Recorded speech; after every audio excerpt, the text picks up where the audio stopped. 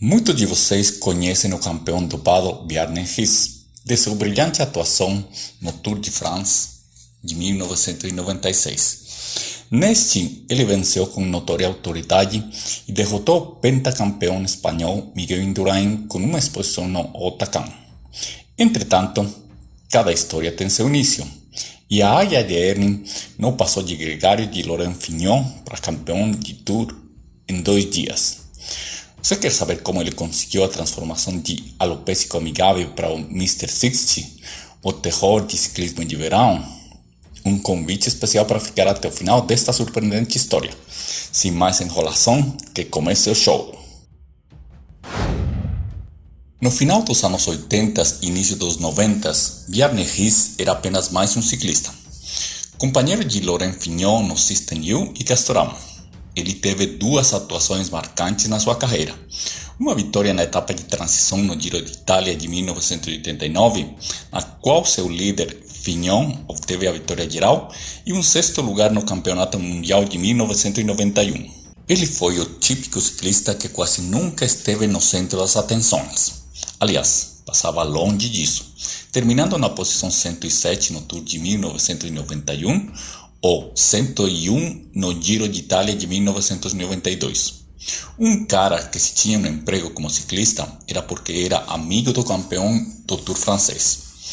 Seu diretor no Aerostea, Giancarlo Ferretti, não sabia mais o que fazer com ele, pois também relutava participar de fugas. O próprio Riis disse que só podia trabalhar para os outros, que não era bom o suficiente para vencer. Até conhecer o Dr. Luigi Cecchini no inverno de 1993. A transformação do campeão dinamarquês foi instantânea. Nosso homem careca favorito, até alguns meses atrás invisível no pelotão, tornou-se um autêntico matador. Seu contrato estava chegando ao fim e ele decidiu elevar seu nível a tal ponto que nem ele mesmo podia acreditar. Foi então que, sendo um Zé Ninguém, ele disse a seu diretor: Ferretti, tenha calma e me leve ao Tour. Eu sei que consigo vencer. Essas palavras pareciam no mínimo cômicas. Como aquele cara lento demais e desajeitado poderia vencer a competição mais importante do mundo do ciclismo? Entretanto, os brilhantes olhos de Riis expressavam que ele podia fazer qualquer coisa, e o diretor italiano decidiu incluí-lo em seus 9 ciclistas para o Tour de France. Casualmente, ele provou aí que poderia ser um ciclista totalmente diferente.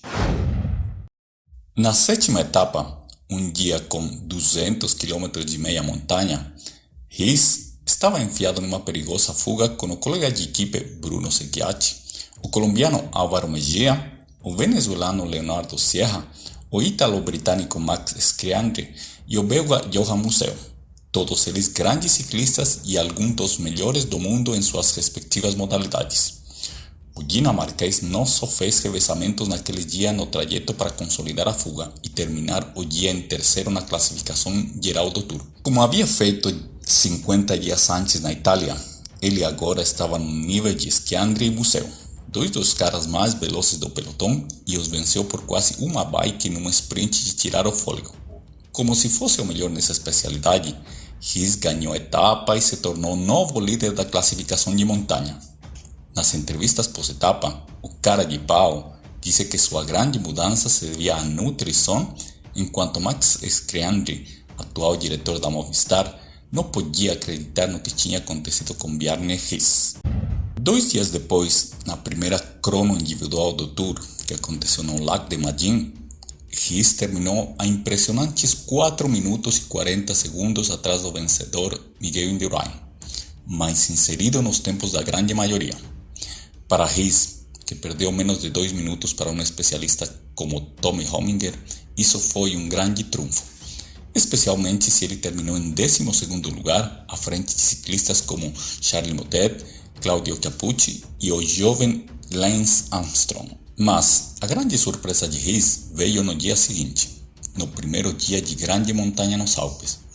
Em uma etapa de quase 250 km, com o Glandon e o Galibier como passagens de montanha muito difíceis, Bjarne teve sua primeira grande atuação como escalador.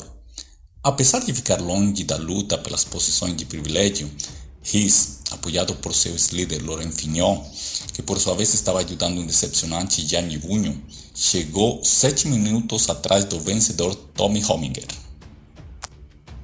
Sem dúvida, grandes diferenças, mas para um homem como ele, acostumado a perder por mais de meia hora neste tipo de etapas, terminar entre os 20 primeiros foi um grande sucesso. Contudo, ele manteve seu lugar no top 10 e os torcedores dinamarqueses começaram a se reunir no Tour para animá-lo massivamente. Uma euforia gigante de admiração estava se formando para um homem com poucas pretensões que, dias antes, era um completo desconhecido na Dinamarca.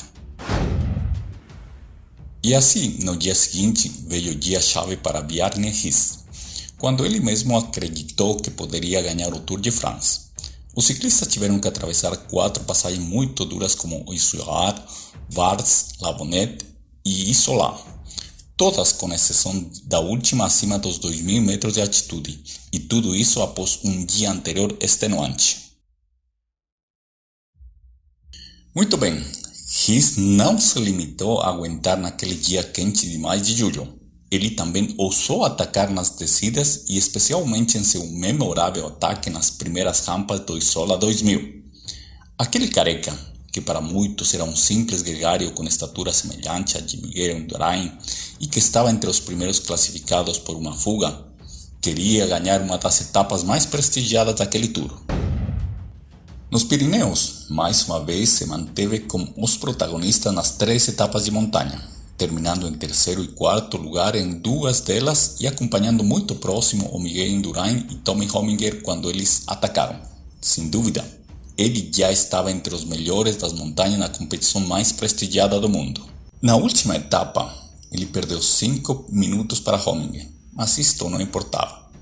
Ele terminou em 5º lugar no Tour de France, 16 minutos atrás do vencedor Indurain, mas na frente de Claudio Capucci, Andrew Hamsten e Pedro Delgado, entre outros escaladores de renome. Aos 29 anos de idade, ele havia se tornado uma figura ilustre e foi recebido como tal na Dinamarca. A partir daí, ele sabia que esta era a vida que ele sempre quis, a vida pela qual ele tinha trabalhado tanto. Como ele fez isso? Então, como ele mesmo confessou em 2007, a chave para tal desempenho foi o doping maciço com o Dr. Luigi Cecchini, que prescreveu uma dieta suave de baixas calorias com frascos de EPO ricos e que ele administrava muito bem. Sem dúvida, ele alcançou seus objetivos como nenhum outro ciclista. Sua disciplina espartana com as transfusões de sangue, sabendo como e quando ser picado e treinar, o tinha transformado num ciclista fora do padrão. Um ciclista que um dia, 3 anos depois, conseguiu ganhar o Tour de France.